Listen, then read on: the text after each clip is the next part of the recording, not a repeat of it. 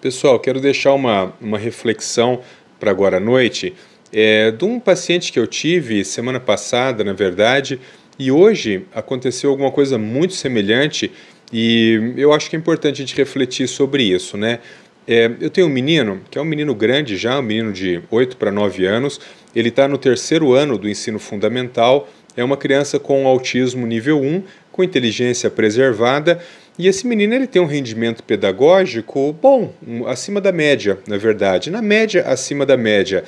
Mas como a maior parte dos autistas nível 1, ele tem uma inflexibilidade cognitiva, uma rigidez de comportamento que é muito complexa, né? Ela é muito exacerbada, ele é um menino extremamente rígido.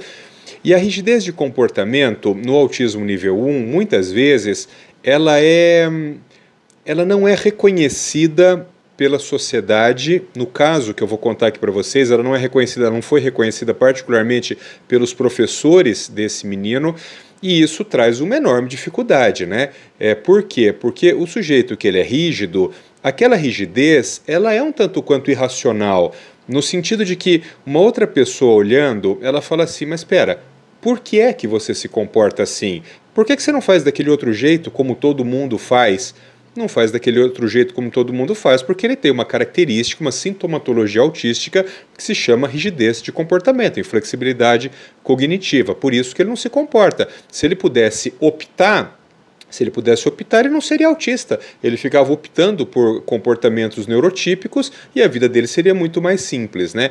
Então, no caso específico desse menino, esse menino passou, desde a educação infantil até ano passado, até o segundo ano do ensino fundamental, sem pegar num lápis, numa caneta, nada. Ele não redigia.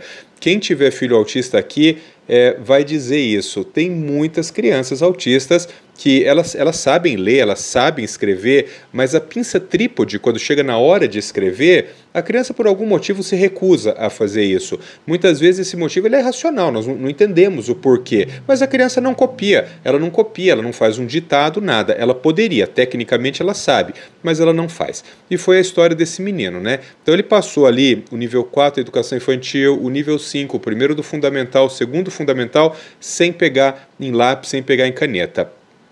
Por alguma obra, que eu não sei explicar qual é, nessas férias agora, nessas últimas férias, esse menino começou a querer escrever. Só que ele só escreve com caneta vermelha. Ele não escreve com outra coisa, ele não escreve com lápis, com caneta azul, com caneta preta, ele só escreve com caneta vermelha.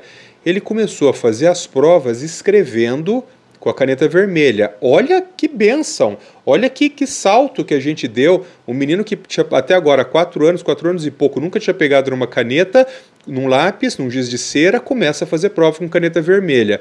E a professora escreve no meio da prova assim, no meio da prova dele, dá a nota e escreve assim: não aceitarei mais provas escritas com caneta vermelha. Sabe, assim, eu acho que a professora sabe que o menino é autista, né? Porque é o 4º ano que ele está lá, não é possível que não saiba. A mãe, no começo do ano, fez reunião de pais e mestres com a coordenação, entregou o laudo. Quer dizer assim, foi uma vitória enorme esse menino começar a escrever. E agora a gente vai criar caso porque o menino só escreve com caneta vermelha. Quer dizer, é melhor então não escrever. Porque com outra caneta ele não vai escrever, por conta da inflexibilidade cognitiva. Então é melhor não escrever do que escrever com caneta vermelha.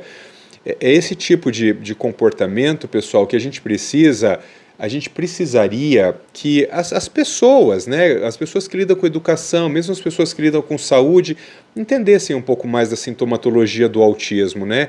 E aí o menino chegou em casa desesperado por causa desse bilhete e há uma grande chance agora dele voltar a não escrever. Por quê? Porque nós fizemos um desserviço no caso desse garoto, né?